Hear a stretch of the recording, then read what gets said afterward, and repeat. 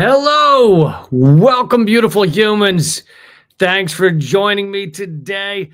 I am going to be getting into the new deal between Palantir and the U.S. government in a plan to track all of us in all of the ways that we can be tracked. That's what's coming up next in this fun dystopian paradise. Also going to be bringing you some video of ICE raids, a massive one in San Diego. That apparently people don't like when their cities are being raided by jackboot thugs, and more and more people seem to be getting upset about that type of thing. I'm also going to be getting into the new possible Gaza ceasefire plan, but none of those seem to happen the way they should. And I'm also going to get into more information on the upcoming efforts to gut Medicaid, or at least knock millions of people off of the Medicaid rolls, because, you know, poor people in this country, they really have had it too easy for too long. I was an early proponent of saying that poor people have had it too easy for too long. So thank you for being here. Let's jump right into it. Please click thumbs up, click share, and also thank you for the 55,000 who have watched the latest episode of Unredacted tonight. And if you haven't seen it, you should check it out. I'll talk more about that later. But here's videos from San Diego. This is a popular San Diego restaurant that was raided over the weekend. The only reason I'm muting it on this one is because I don't know if they'll give me some kind of copyright strike. But I'm going to show some video of this. Loads of ICE police, ICE raiders, ICE jackboot thugs storming into this restaurant. Apparently, they handcuffed everyone who worked at the restaurant. And then, you know, it's kind of the shoot them all and sort them out, let God sort them out. You just handcuff everyone, and then you decide later if they're the people you actually wanted to arrest. NPR reported the chaotic scene from a federal immigration raid on a popular San Diego restaurant is drawing attention to government tactics. A special agent with the Department of Homeland Security told NPR that officials were executing a criminal search warrant, and they ended up black bagging a few people, throwing them into an unmarked van and driving them off to God knows where. Some witnesses in the news report say agents at first handcuffed the entire restaurant crew as they asked for identification. Several workers were ultimately detained and whisked away into the night. Who knows where they were taken or whether their families will be able to get a hold of them.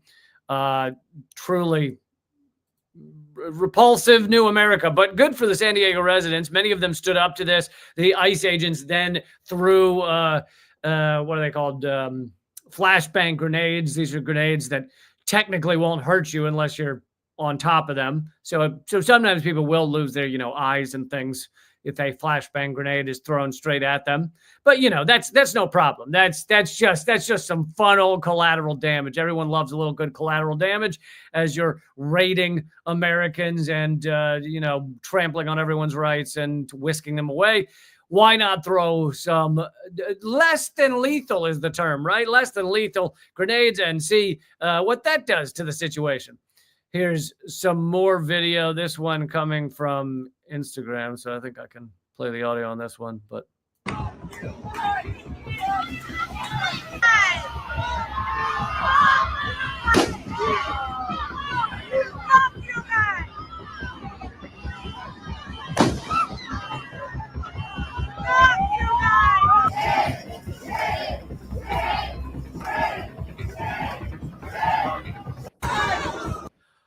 While the flashbang grenade noise, I think, was from the original video, I don't think the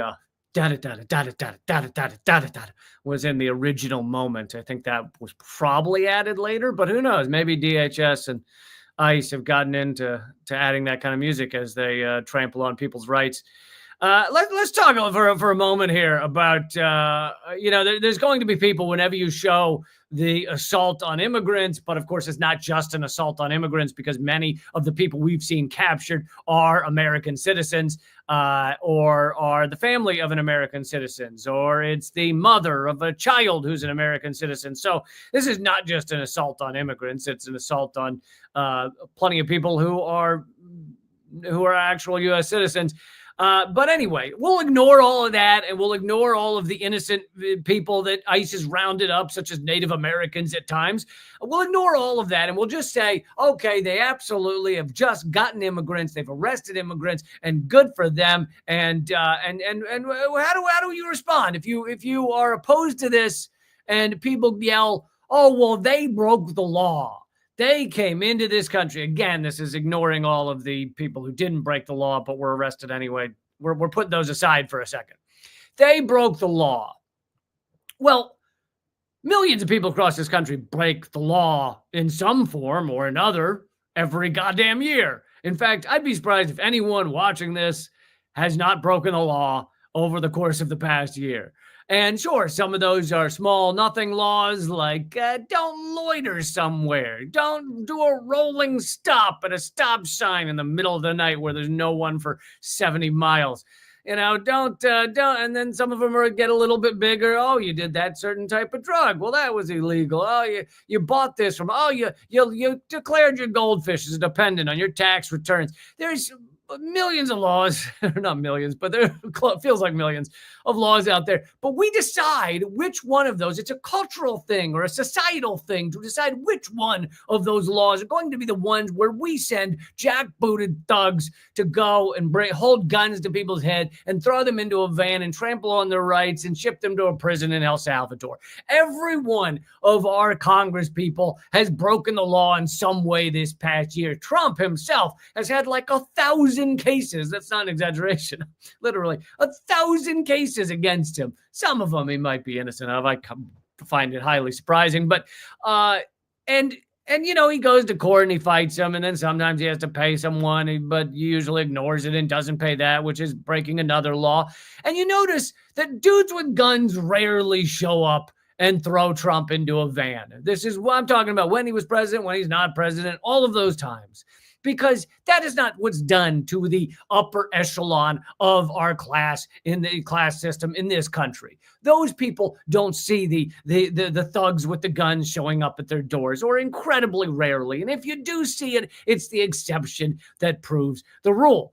So we decide which are the crimes that require no-necked idiots to show up with guns and throw you into a van and whisk you away from your family and ship you to another country.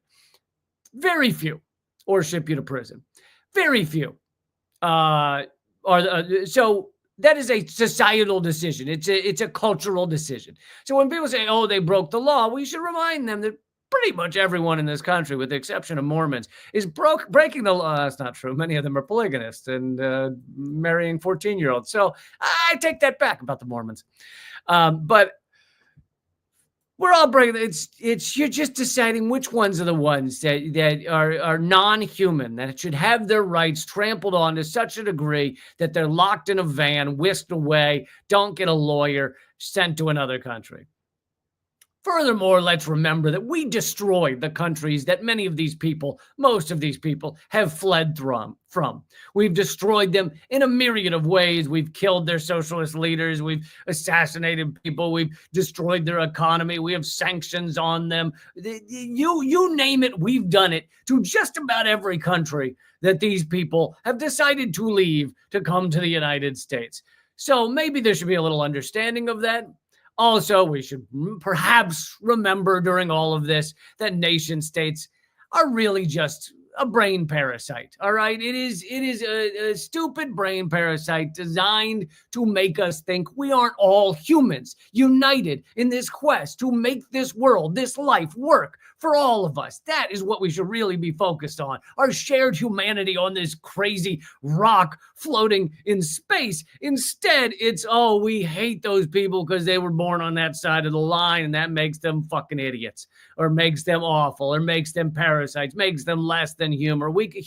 We can bomb them because they were born in that part of the little globe on which we float on. We should instead appreciate that shared humanity, work together to actually create a sustainable future for all of us and our children and our grandchildren and all of those things that we pump out, rather than murdering and arresting each other.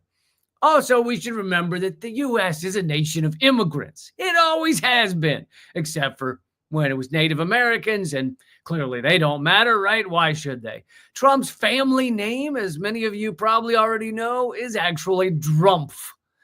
D-R-U-M-P-F. He is a family of immigrants. They came to this country, just like the people he is now having arrested and the Democrats have arrested when they're in power. I probably don't need to remind all of you that Joe Biden arrested and deported more people than Donald Trump did in his 4 years. Now, I'm not saying Trump won't break that record this time around, but so far, Biden still holds that record. But yes, this is a nation of immigrants throughout our history, and I'm talking recent history, past couple hundred years. We have generally had, each year, we've had about 10%. It can vary a little, but about 10% of our population have been immigrants. And that has been the same through most of our existence. So there is no like, oh, they're, destroying they're taking all our jobs, destroying our. No, they fucking aren't. No, they aren't. You're just told to be afraid so that you get in line, and you need to hate. They don't want, the ruling elite don't want you pointing the hate finger at them. So instead point it at the person next to you who happens to be slightly darker skin color. So unless you're 100% Native American, stop yelling at immigrants. Okay. You're an immigrant. Your family's immigrants. Anyway, that's okay. Let's ignore all of that. All of the facts I just put out there revolved around that, and instead arrest people, destroy their families, ship them to El Salvadorian prisons without any rights whatsoever. That seems to be the better way to go. No? Absolutely. As long as we're on the topic of xenophobia and hating others, let's jump to this is bipartisan, a bipartisan effort. By the way, anytime you see a bipartisan effort, run for the hills. That means something horrific's about to happen. If it's a bipartisan effort, if the Democrats and Republicans agree on it, then it is terrifying. This is Lindsey Graham and Senator Blumenthal, who one is a well-known Republican, the other is a well-known Democrat. They've been in the Senate for a combined 700 years. And they all are, the two of them are sad, xenophobic, scared, paranoid, anti-other people, pieces of human garbage. And let's hear what they have to say about Russia. The game that Putin's been playing is about to change. He's going to be hit and hit hard by the United States when it comes to sanctions. China, the game you're playing with Russia is about to change. The game that China and Russia have been playing. That's funny because I thought it was our proxy war that started all of this. I thought it was our creation of the Maidan coup that started all of this, our long-term effort to wrench Ukraine from the grasps of the former Soviet Union. I thought that's what started. But no, this is a game apparently that just Putin is playing. Yes, only he is involved in this. If you keep buying cheap Russian oil to fuel Putin's war machine, there will be a 500% tariff on all of your products coming into the United States. Oh, so China buying Russian oil is fueling Russia's war in Ukraine, which we all know is a proxy war. And I can show you video of Lindsey Graham. In fact, I played it on this show. Show you a video of Lindsey Graham in 2013, 12 years ago in Ukraine, before the Maidan coup, him and John McCain. Oh, rest in pieces, John McCain. Him and John McCain meeting there with the Azov battalion, the neo-Nazis in Ukraine, telling them that they would have all the support of the United States in their quest to bring down the government. This was during a time that the Azov Battalion and others were murdering Russian speakers and cultural Russians in the Donbass region. That was already going on. And Lindsey Graham and John McCain flew to Ukraine to meet with them and say, the U.S. has your back as you Nazis do your thing. Good for you. So, yes, here he is, this, I'd say piece of garbage in a suit, but it's kind of insulting, the piece of garbage.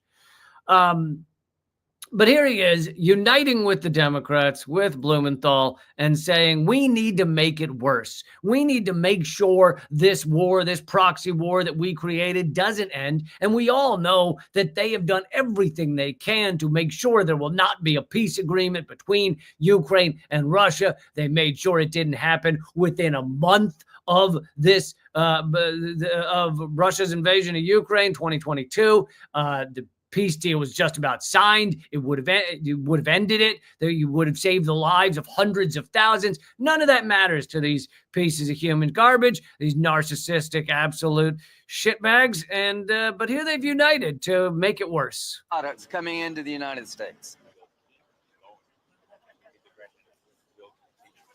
He doesn't understand what 82 senators coming together from both sides of the aisle mean in terms of practical import. 82 senators, both sides of the aisle, joined together to put 500% tariffs on anyone that does business with Russia, or I think that's what they're saying, or maybe it's just Russia and China. I don't know what the hell they're saying, but you guys do know that you put sanctions on Russia. You have sanctioned Russia into oblivion, mainly during Biden's term, but now as well. And well, I said into oblivion, but in fact, it's largely boomeranged. It's largely had the reverse impact. It has sent Russia and China closer together. They are the best of friends, as they now say. It has not really hurt the Russian economy. It has incredibly hurt the European economy and European energy prices. People in Europe are suffering, and Russia is largely not. There's a lot of Russian soldiers have died, and I'm sure Lindsey Graham and Blumenthal are celebrating that. And these sanctions will cripple his economy. They will be bone crushing to a nation that is basically, as one of our colleagues once said, a gas station with nuclear arms. I believe that's the description of the United States. In fact, most people have said that about the United States for many years now, that we are a fucking oil tank with an army. So now you think you're clever because you have reversed it and yelled it at Russia? These are just remarkably, I don't know, disgusting human beings. They do not want peace to break out. They've done everything they can to stop peace from breaking out anywhere in the world, because peace doesn't help them. Peace doesn't help U.S. hegemony. Peace doesn't help the petrodollar system. Peace doesn't help stop China from becoming the biggest economy in the world, which it has done if you actually account for currency parity, purchasing power parity. And peace is not good for the U.S. So, don't give a shit about all those who are dying, both in Ukraine and in Russia, hundreds of thousands. Ukraine has now lowered the age of men they can grab off the street and throw them in the front lines as cannon fodder, just marched off to die in this insane war. They've now lowered that age to 18. So you now can see videos online of Ukrainian forces grabbing 18-year-olds off the street and throwing them into vans so that they can have some more cannon fodder, some more hamburger for Hamburger Hill in Ukraine. And these rich assholes who will go home and I don't know what the modern, I was going to say eat their sushi, but really, now you can buy $3 sushi, honestly, at a grocery store. So I feel like we need to update that reference. That was more like a 1990s reference of like, they probably eat sushi.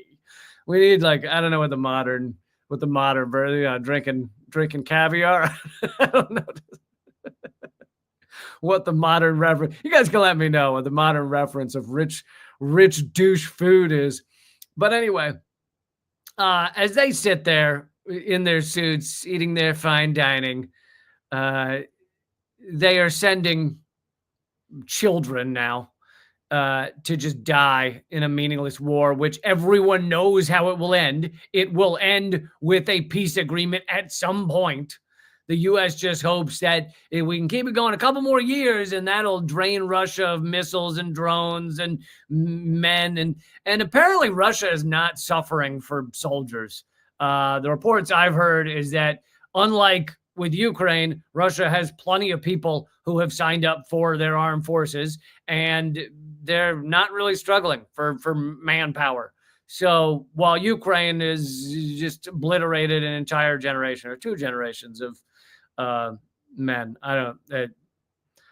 But yeah, that's what our government is united for. That's what they got together for. Is whatever the hell that is. Okay, I'm about to get to Palantir and the U.S. government deal with Palantir to track every American. And I'm going to get to more on Medicaid. But before I do that, let me talk for a second about the sponsor of this show. I know we're talking in a few minutes about Medicaid, but this is Medicare. And the sponsor of this show is Chapter. If you're 65 years old or your parents are, or older, not just the 65, but 65 or older, or your parents are, this is a great way and a free way to help them figure out Medicare, Medicare Advantage, Medigap. Chapter can help you decipher and figure out which one of the 24,000, that's a literal number, plans are right for you. 96% of people who use Chapter return to use it the following year. Seniors have historically saved over $1,000 a year. Chapter has near perfect reviews online and an A+ with the Better Business Bureau, and it's free. So check out if Chapter's right for you or your parents. You can either go to askchapter.org/camp, my last name, or call 757-349-8232. And if you tell them Lee sent you, no, you don't have to do that. But you'll get to speak to a real human being. And this information will be in the description and everything after I'm done here with the live stream. But yeah, check out Chapter to help you with that. And I think I mentioned it is a free service. Okay, let's get to this deal with Palantir. Palantir, as you maybe know, is I call it a weapons contractor. They technically create software, but they use it a lot for the U.S. empire, for war, for Trump, for Elon Musk. It's created by Peter Thiel, who I'm not going to say he's a sociopath, but there are those out there who may give that kind of opinion. Anyway, Trump has tapped Palantir to compile data on all Americans. In March, Trump signed an executive order calling for the federal government to share data across agencies, raising questions over whether he might compile a master list of personal information on Americans that could give him untold surveillance power. Of course he will, you idiots. This is the New York Times, so there will be moments during this where I point out their garbage propaganda as well. But yes, of course he's going to do that. That's not even a question. Oh yeah, Trump has this massive power to surveil all Americans. Do you think he'll use it? Do you think he'll use the power he has? No. Trump, why would he? He's only a narcissistic megalomaniacal monster. But then again, who led us down this path? Oh, a lot of Democrats as well. When Obama got into office, did he undo the surveillance state that Bush helped create? Did he? Did he unravel it? Was it completely decimated? Everything that Edward Snowden revealed to us about just how much they can track Americans, everything we do, everything we say, what we're doing with our phones. They can listen. The CIA can literally listen through your TV without your TV being on, if it's a smart TV, which makes it sound more like an evil TV than a smart TV. Did any of that bother anyone when the liberals were in control, when the liberals had the presidency, had the Senate, had the House? Did that? No, essentially nothing was done. There was some talking about it, but basically nothing was done to decrease the surveillance state. So then, as I said at the time, I literally, actually, there's a line, I should go find it sometime. There's a line of me in one of my videos. This is from prior to Redacted Tonight. I was doing Moment of Clarity. It was during the Obama years. This is probably like 2008, 2009, maybe 2010. And I literally said the line, I said, okay, so for all of you liberals out there who say this is fine, Obama's in office, would you want this insane tool, this tool of dictators, to be in the hands of who might get into office later? Like if Donald Trump were to become president, would you be happy about that with this kind of surveillance power in his hands? I literally said that. And at the time, it was a joke. It was meant to get a laugh. The dude had not said he was running for president or even considering it. He was just a nightmare Twitter account that would go after Rosie O'Donnell. That was all Trump was doing. And I said that in like 2009, 2010. And here we are. Here we fucking are. You assholes. Anyway. Officials have quietly put technological building blocks into place to enable Trump's plan. In particular, they have turned to one company, Palantir, the data analysis and technology firm. And another reminder, Peter Thiel and Elon Musk, both very pivotal and important figures in the Trump nightmare. They are both part of the PayPal mafia. Peter Thiel founded PayPal, and then they, within their first year when they were still rather small, bought up Elon Musk's payment processing company, which I think at the time he was calling X.com. And then Elon Musk became CEO of PayPal. He wanted and fought very hard to change the name of PayPal to X.com because Trump, like a goth teenager, is just obsessed with the letter X and thinks everything needs to be X because he's a fucking child. And anyway, they said, no, we're not going to change PayPal to X.com because we did polling and everyone thinks it's a porn site. So they did not change it to X.com. They also got Elon Musk removed as CEO when he left town. They basically a hostile removal of him. I guess Peter Thiel and Elon Musk are getting along again because there certainly seems to be a lot of circle jerking going around with them and the Trump administration. But anyway, the company Palantir has received more than $113 million in federal government spending, new contracts with the Department of Homeland Security and the Pentagon. So basically, Palantir does horrific, horrifying, terrifying, shit your pants type of software for the federal government, mainly for the worst aspects of the federal government. They're not doing a lot to try and analyze the amount of endangered species and figure out how much we need to do to make sure that those species can come back and be strong and be sustainable and create a better world for us. That type of software and analysis, data analysis, not done by Palantir. Little to none of that going on at Palantir. By the way, that $113 million of federal contracts does not include a nearly $800 million contract with the Department of Defense. That has not yet been spent, so it's just on the books.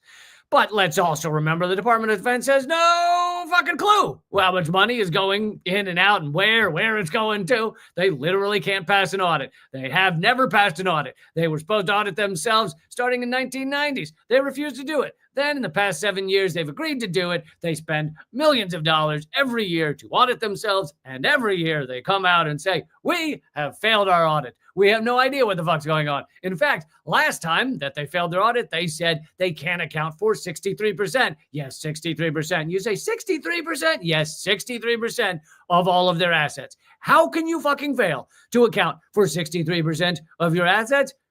You got me. I don't know how anyone could be that inept, that corrupt, that fraudulent, or that negligent, but they do it. Good for them. Representatives of Palantir are also speaking to at least two other agencies, the Social Security Administration, in order to figure out how to gut it more effectively, and the IRS, in order to figure out how to go after many people in this country, but mainly people who are not actually millionaires. The IRS has increasingly been used as a tool to go after the middle class and the lower class and the poor, rather than going after the richest of the rich. So that's what Palantir at the IRS would be used for. The push has put a key Palantir product called Foundry into at least 4 federal agencies. Oh, and I should also remind you, Palantir is named after something from Lord of the Rings. I know I did watch the first ones, and but I'm not a super Lord of the Rings nerd, so I don't really know what Palantir was. But anyway, it's named after something from Lord of the Rings because Peter Thiel, also a fucking child. He and Elon Musk are both sociopathic children on the spectrum. Now, that's not an insult to the spectrum. I think spectrum people are beautiful. Maybe I'm on the spectrum. I have no idea. But I'm just, I'll just, because I'm in the midst of the sentence, I'm going to take this moment to show you a clip of Peter Thiel talking on Joe Rogan, because Joe Rogan now just brand launders for sociopath. I call them idiopaths. That's my new thing. Idiopathic billionaires. That's Joe Rogan's new game, is to just brand launder for idiot sociopath billionaires. You'd think that'd be a small market. How many could you find? But Joe Rogan manages to find them all. Anyway, Mark Dansky, thank you for supporting the show, donating over on Rumble. And he says, here we fucking are, you assholes. The San Diego ICE raid was in my neighborhood. Oh, Jesus. I warned my friends in the video that the consequences of supporting Biden's genocide was going to be horrific. Well, thank you, Mark, for supporting the show. Anyway, let's just watch a minute of Peter Thiel. So in some ways, it's a function of the chronic trade imbalances, chronic trade deficits. Well, if you had supreme power, if Peter Thiel was the ruler of the world and you could fix this, what would you do? Man, I always find that hypothetical. It's a ridiculous hypothetical. It is ridiculous. Hypotheticals, you get ridiculous answers. I want a ridiculous answer. That's what I like. But but what could be done? Like, what could be done? First of all, what could be done to mitigate it? And what could be done to solve? I want you to ask yourself, before you hear his answer, if you were given that question, you're the emperor of the world, what's the first thing you do to fix things, to help people, to make this world work better?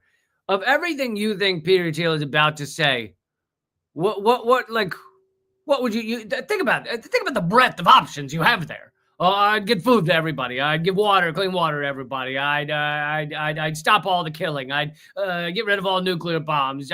There's endless array. Even if you cared about things that I don't necessarily care about, like you really cared about, slime mold has been struggling in Canada, and we really need.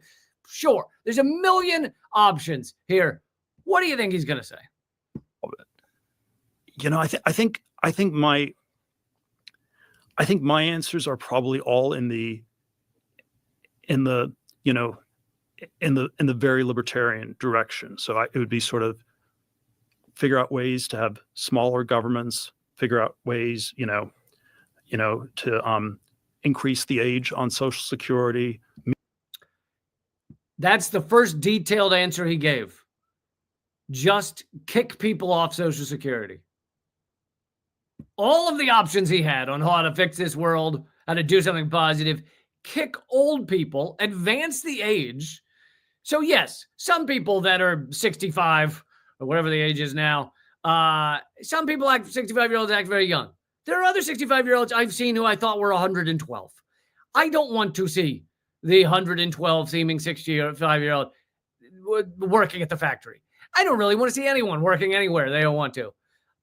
That would be a positive sense. Instead, literally, he's got the world at his fingertips. You're the emperor of the world. What do you do? His first clear answer, kick people off Social Security. And he's a billionaire. Holy Lord. Wow. That level of sociopathy, that can't be taught. Like that's in the bones. That you can't teach that. No.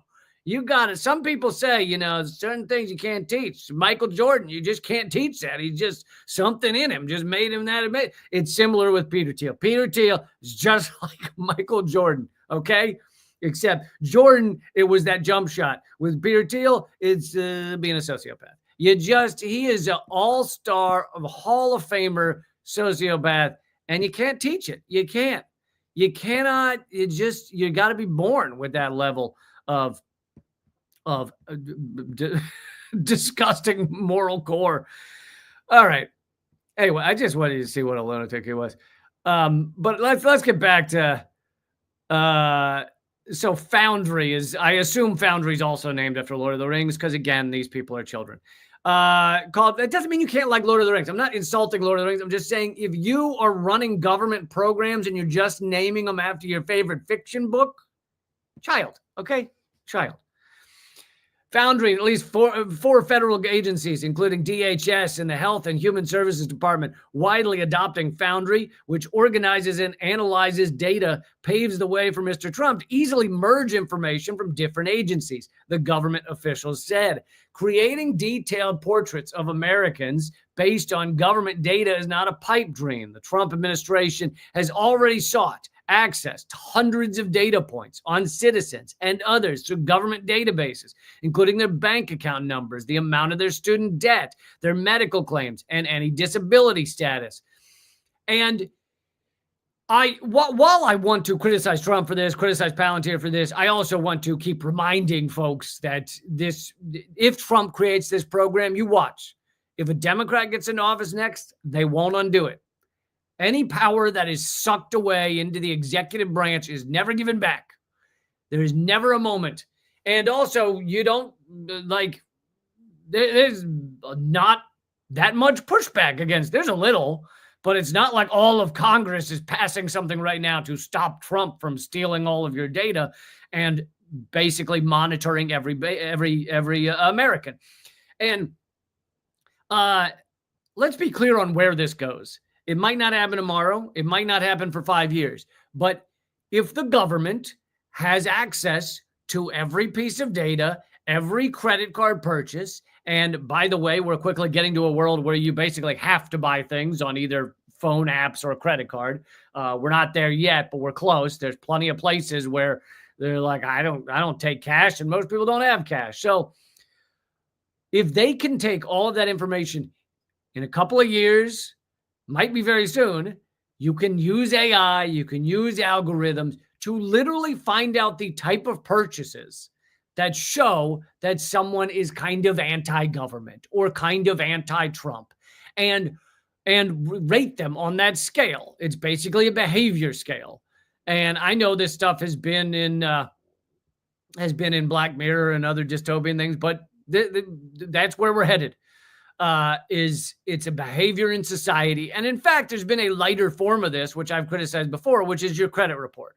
Your credit report is a behavior scale in society. And it's not that big a deal for the moment because the government doesn't take your credit score and say, hey, you're not consuming the way we want you to, so we're going to, make your life worse or put you in prison or anything. But if you have a bad credit score, you have a lot more trouble getting an apartment, a lot more trouble getting certain aspects of your life to be functioning properly. So it's like a credit score, but amped up a lot higher. And plus, we're now getting to the point where everybody uses credit card for everything. But that's where this is headed. And then they can arrest you for pre-crime, which is what they're already doing with immigrants and with the students that they're kicking out of the country. A lot of it's for pre-crime. A lot of it's like, oh, we saw online that you liked Free Palestine posts and you're a foreign student in the U.S. Well, that might mean one day you might be bad for this country, bad for our pro-Israel genocide horror show. So let's just kick you out now for that pre-crime. Mr. Trump could potentially use such information to advance his political agenda by policing immigrants and punishing critics. Democratic lawmakers and critics have said. Yeah, except for all the Democrats that haven't said shit. Privacy advocates, student unions, and labor rights organizations have filed lawsuits to block data access, questioning whether the government could weaponize people's personal information.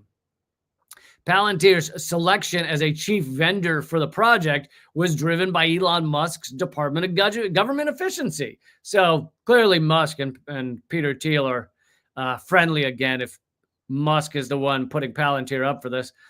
According to government officials, at least 3 Doge members formerly worked at Palantir, while 2 others had worked at companies funded by Peter Thiel, an investor and founder of Palantir. Also, J.D. Vance, the vice president, was basically created by Peter Thiel. I mean, I'm not going to get into J.D. Vance's whole past, but, he's reinvented himself a few times. He's well known for writing a book about West Virginia, even though he's not from there, but he pretends he is. And he's been reinvented a few times. Oh, yeah, he used to be a never Trumper. There's clips. I played them on Unredacted tonight of J.D. Vance saying he's a never Trumper and Trump's racist and terrible. And anyway, he's been reinvented, and he's funded by Peter Thiel. And that's what scored him the vice presidential spot. So Peter Thiel has a direct line into the White House. Some current and former Palantir employees have been unnerved by the work, which is kind of crazy. Like, you get involved with Palantir, you don't know it's a horror show. That's like, how dumb do you have to be? The company risks becoming the face of Mr. Trump's political agenda, 4 employees said, and could be vulnerable if data on Americans is breached or hacked. Yeah, breached or hacked. However, how about the fact that Palantir almost definitely has a backdoor into this stuff so that they can use it however they want? Like, does anyone think Peter Thiel? No, he's just a real moral guy, and he would make sure there are no backdoors to any of this data that Palantirs collect. Right. Several tried to distance the company from the effort, saying any decisions about a merged database of personal information rest with Mr. Trump and not the firm. Oh, we're just the the data version of an AR-15 that's been handed to Trump. It's not our fault. All we did was make the thing. It's kind of like the people pushing the buttons that drop the bombs in Gaza. Look, all I did was we just decided who to drop the bomb on and then push the button. And at that point, that's not in our hand. Like, that's up to the missile. Like, you should talk to the missile about that.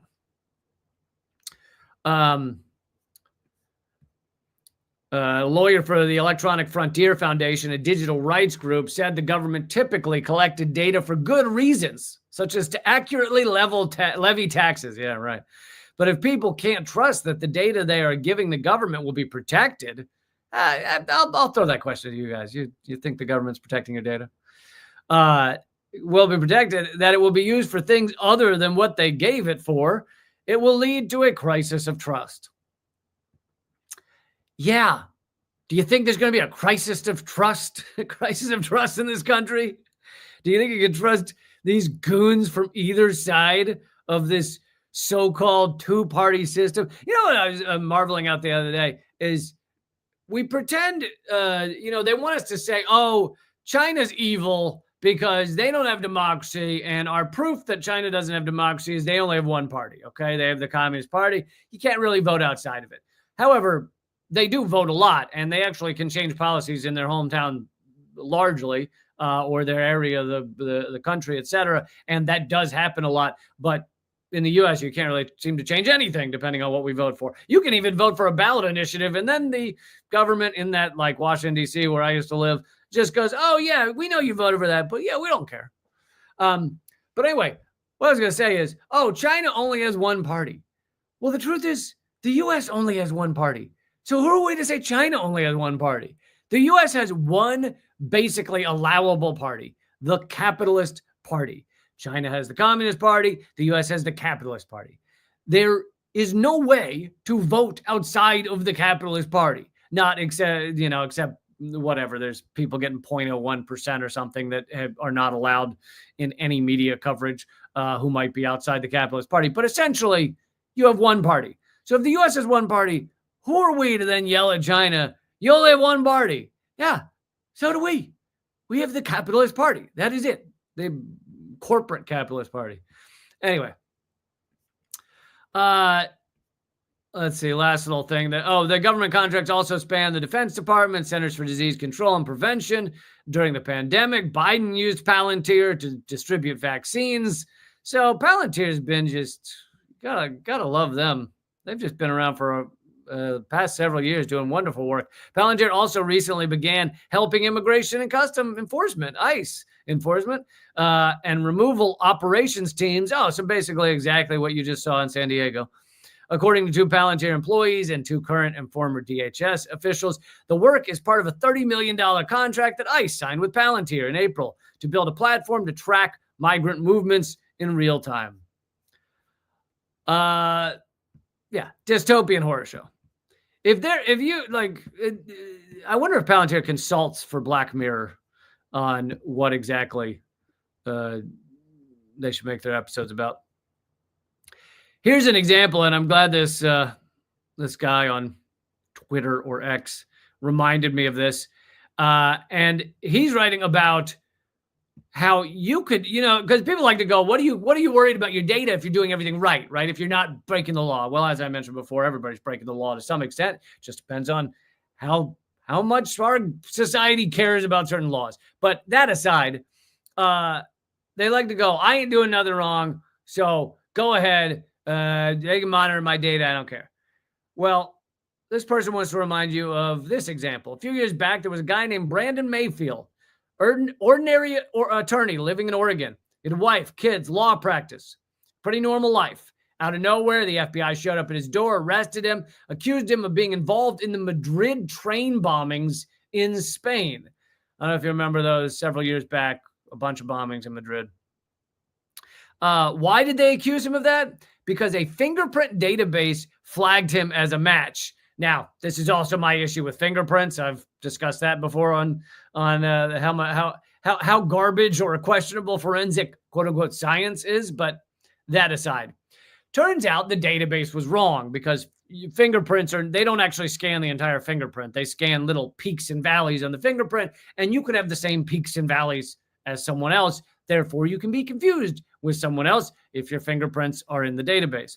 So the database got it wrong. And in fact, this dude had never been to Spain.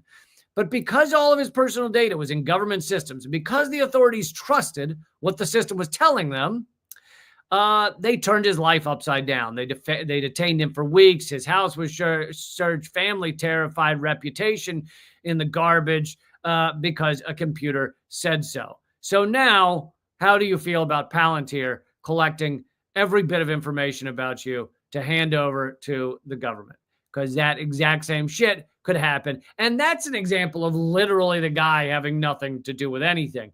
But you could also have people where it's like, you donated to a Free Palestine charity. Well, we've decided that charity is a terror group because we feel like it. Oh, well, you're now funding terrorists. Like, they could do all that shit. And yeah, it's a nightmare. Okay. I want to get into Medicaid in just a second and the more efforts. I know I've covered it a little bit, but I want to do some more coverage on the efforts to kick millions, literally millions of people off of Medicaid.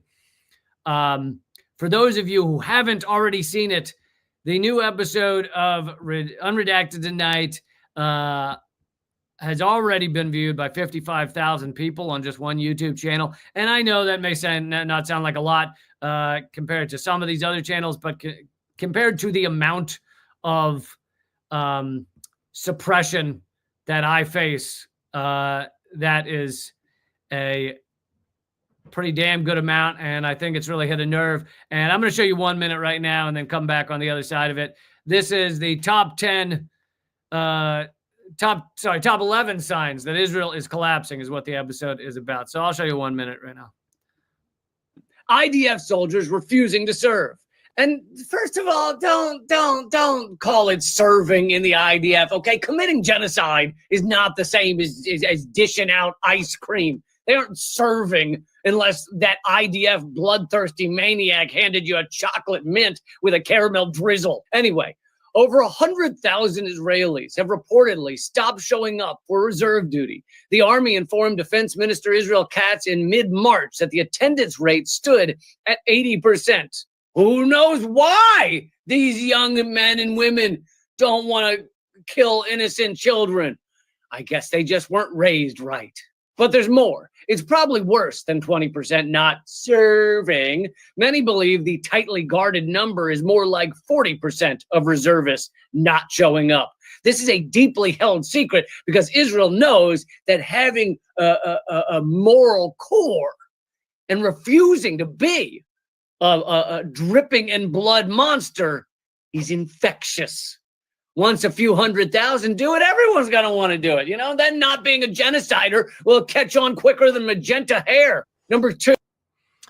All right. I'll leave the rest for later. And I know some of you have already seen it, but so go check out Unredacted tonight. leecamp.com/unredacted will take you to the entire playlist. And I'd love for you to share it with people if you think it worthy. And yeah, hope you've been enjoying that. But okay, let's get to Medicaid. Their efforts, it's already passed the House. It's in the Senate. The Medicaid work requirement. Now, here, that sounds like a good thing, right?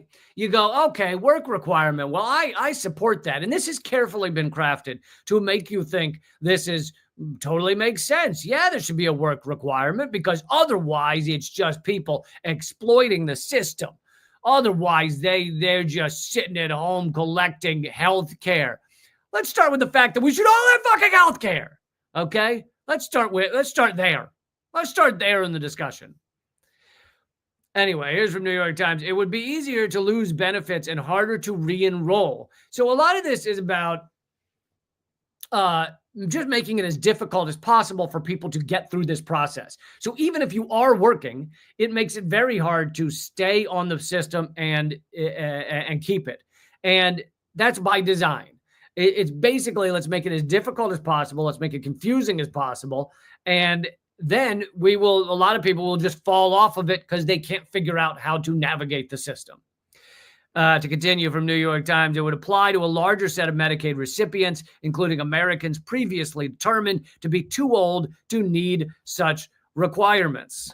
So they're also talking about older people that need health care coverage, and they want to give them work requirements, even if they're not fit to work.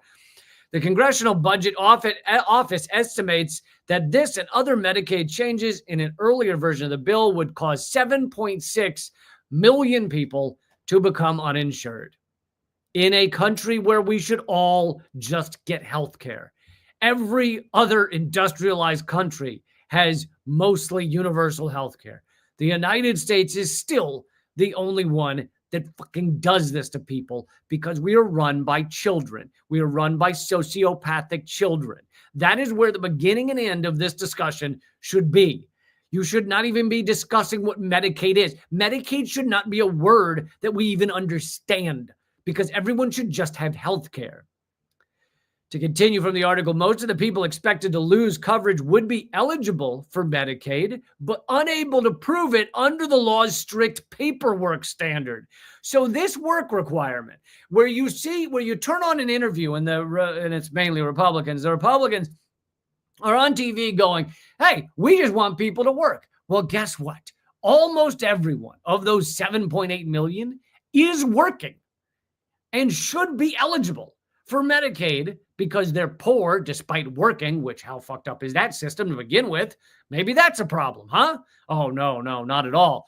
But they're working and they're still poor and they still can't afford health care. And yet they get kicked off of this program because of various paperwork issues, various ways of proving that you're working enough. The CBO estimates that the work requirement would save the federal government $280 billion over 6 years. Yes, but why would it save that money? It would save that money. Well, okay, now that I'm reading it, let me just stop and say thanks, JG, for supporting the show. Yes, I know about the story you're talking about. Glenn Greenwald, apparently some awful human beings have put out basically a sex tape, like a personal sex tape of his. And I don't know what exactly was put out, but I did read Glenn Greenwald's comment on it. And in his comment, he says, guess what? Everything in that tape, which must have been hacked from his phone or however else, everything in that tape is completely consensual sex between adults. So it's basically just to humiliate him. There's nothing illegal in the tape. It's just, hey, look, this is humiliating, and hopefully it wrecks your life. And, JG is saying it was from a Zionist. I don't know if it was or not. I don't know if that's been proven or not. I do know that Glenn Greenwald has maybe recently more forcefully come out against Israel, although I think he's always been at least okay on Gaza and everything. So now I have disagreements with Glenn Greenwald on some other issues, but that does, and I agree with him wholeheartedly on a lot of issues. But I think that this type of thing is just garbage. It's just garbage for people to be like, hey, we found something personal that hopefully will wreck your life. Yay. It's fucking pathetic. And yeah, considering the amount of hacking know-how that was probably required, especially since Glenn Greenwald protects his stuff more than probably most people, since he dealt with Edward Snowden and all that stuff, and has had multiple governments, U.S., Brazil, number 1 and 2 on the list, coming after him. I would imagine that it was probably pretty intense, either infiltration of his life or hacking to get that video. And who's capable of that? Probably Israel. So it wouldn't surprise me if it is done by Israel. Anyway, to go back to this, the CBO says it would save $280 billion. $280 billion by kicking people off of a program that they technically should be on. Poor people, specifically. Congrats. Thanks again, JG. About triple what the Nonpartisan Budget Office had estimated earlier. All of those savings, which would help pay for Trump's tax cuts. So basically the money of kicking poor people off of healthcare gets funneled into tax cuts for the rich. That's basically how it works. Now, of course, the U.S. at the moment still has the petrodollar running strong. So the truth is we can pretty much print as much money as we want. And they seem to mainly do that to just funnel it to Wall Street and funnel it to the Pentagon. Those seem to be the main places that they're willing to just print money and hand it out. The current proposal would require childless adults without disabilities who want Medicaid coverage to prove that they had worked, volunteered, or attended school for 80 hours in the month before enrollment. But states could require people to work 6 months or even a year before becoming eligible for public benefits. So there's multiple things going on here. It sounds so reasonable. Yeah, you should have to work. Well, first of all, let's just put the wage slavery discussion off to the side. Maybe you shouldn't have to work at a job you fucking hate. Maybe that's not how our system should work, but we'll ignore that. But it sounds so reasonable, which gets people to support it. They shouldn't be. They're young, strapping men. They should be able to work. Men and women, they should be able to work. Many of them, or almost all of them, are working or volunteering or taking care of family members. And it also says that you wouldn't be. You could get a exception if you're caring for a sick family member. But can you imagine the amount of hurdles and paperwork and getting that right in order to actually achieve that exception? So that means that a lot of people kicked off healthcare are poor. Maybe they're not working, but they're caring for a sick family member, and now they've lost their healthcare because the paperwork and the system is so complicated by design. Those who fail to meet the work requirement would also be blocked from receiving subsidies for private plans sold on the Obamacare marketplace. Another new restriction in this version of the Republican plan. So it's let's make sure these people cannot have health care. Let's really, really work hard to make sure they can't have health care. The legislation is unclear on how long the prohibition would last. And here's something. I'm gonna remind you about something connected to this, which I bet you will not hear from almost any other independent media, definitely not corporate media, but almost any other independent media. A little reminder about what exactly we're talking about here. And I posted on my Twitter. Here's the secret equation behind the move to gut Medicaid. Number one, everyone who uses Medicaid to cover healthcare is low income, aka poor. Number two, the U.S. ruling elite have never felt poor people should live very long. Number three, a higher percentage of non-white people live in poverty in America. Number four, the U.S. ruling elite have never felt non-white people should live very long. Number five, gutting healthcare for poor people helps make sure those people, wait for it, don't live very long. Number six, the U.S. would likely have achieved universal health care in the early to mid 1900s, except for a movement led by a man named Friedrich Ludwig Hoffmann. Number seven, Friedrich Ludwig Hoffmann was a German man who moved to America at like 1920 years old and became, and also 1920, no, he moved here in the 1880s, but he became important in the 1920s, I think. Became one of the main supporters of scientific racism.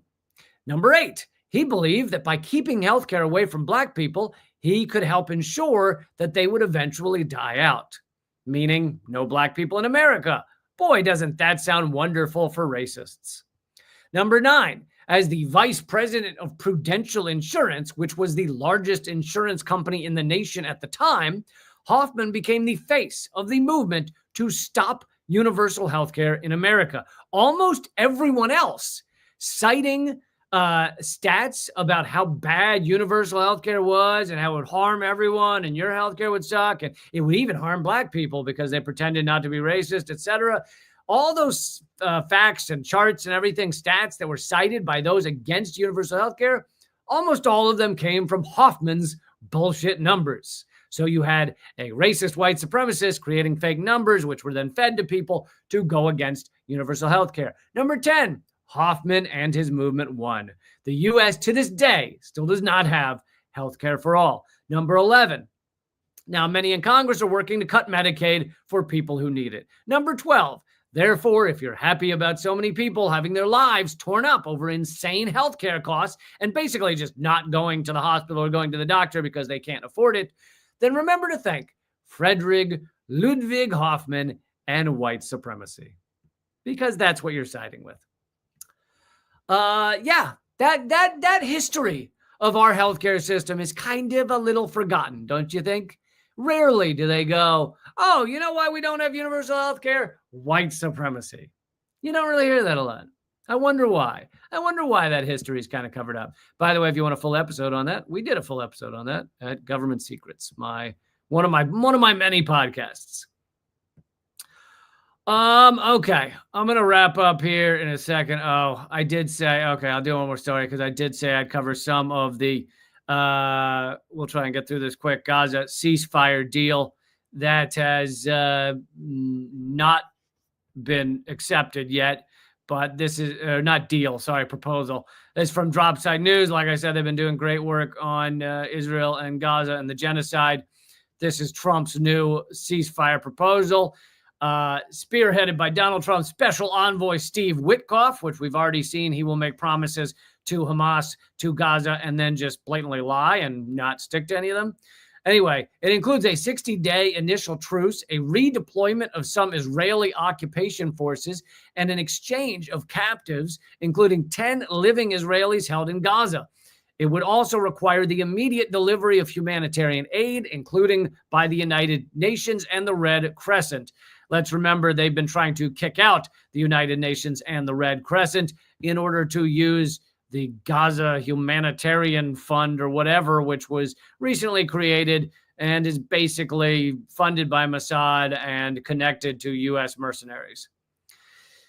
Prime Minister Netanyahu announced today that Israel had accepted the proposal, asserting it would allow Israel to continue its war of annihilation. He said, "We agree to accept the outline that was conveyed to us tonight. We do not believe Hamas will release the last hostage, and therefore we will continue fighting until Hamas is destroyed, and we will not leave the Gaza Strip until all hostages are in our hands." So basically, he said, okay, we'll agree to this deal as long as we get to keep our genocide going. And of course, he and Trump are giving each other BJs under the table, even if sometimes Trump says says rude things about him. And so, yeah, we know Trump will support him as he continues his genocide.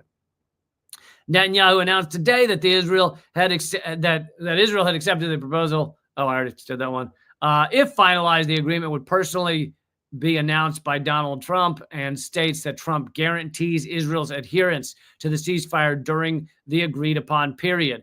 Basically, it seems Hamas is banking on the idea that Trump has enough power to actually make Israel keep to this.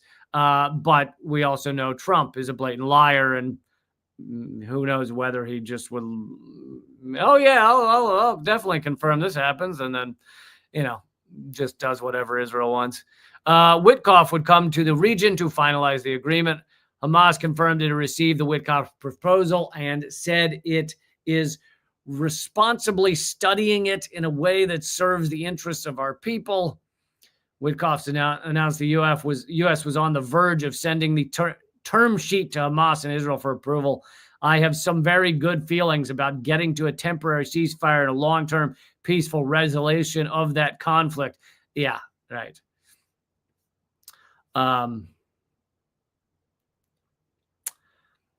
A senior Hamas official told DropSite that the proposed deal from the Israelis to Witkoff is extremely difficult to accept. There is no talk about the ceasefire deal from January 19th. There's no talk about a return to the situation before March 2nd, when Israel abandoned the original ceasefire. They might launch the war again. Basically, Hamas is saying, yeah, we agreed to this once, and they just continued to genocide us, so why should we agree it now? They say, quote, there are no guarantees to a permanent ceasefire, no guarantees for a permanent withdrawal. So, yet again, you have this catch-22 of, all of us who want to see this genocide to stop and bloodshed to stop. We want to see a ceasefire of any kind. But at the same time, if it's just a ceasefire that allows Israel to get a few more hostages and then Israel just continues the genocide, it becomes like, what's the point? Anyway. Okay, I am going to wrap this up for today. I have another, let's see, we have government secrets on Wednesday at either 2 or 3 p.m. Eastern. Then we do not have Unredacted tonight this week. We're off this week, but we'll be back the following week. And yeah, I hope you're sharing the show with everybody. Thank you so much for checking out Unredacted. And this last episode has really done really well. That if you still haven't seen it, it's at leakcamp.com/unredacted. Also, want to let everyone know I have podcasts. If you prefer listening to podcasts, the Unredacted Tonight podcast is called Just Comedy. You can just look up Just Comedy with Lee Camp. My podcast with Eleanor Goldfield is called Common Censored. My Government Secrets podcast and my other podcast is called The Lee Camp Show on Spotify. Or it's basically all these live streams. Lee Camp Show on Spotify or Moment of Clarity on Apple Podcasts. And also, if you liked the top 11 reasons, top 11 signs that Israel is collapsing, but you wanted it in a column form, because I know some people like to share written word more, that exists now. It is at my Substack, and my Substack is substack.com/@realleecamp. You can go there and subscribe to my Substack.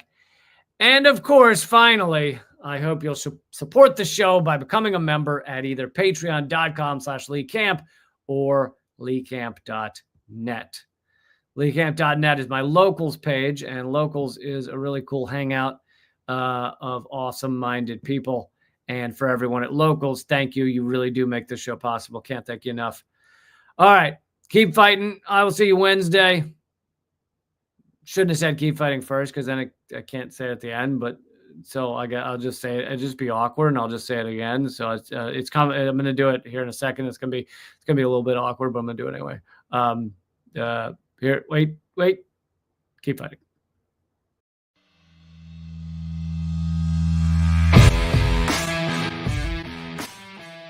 Well, brother, I salute you, though, man. You're one of the few that bring together this tremendous artistic talent and still be in such deep solidarity with oppressed people.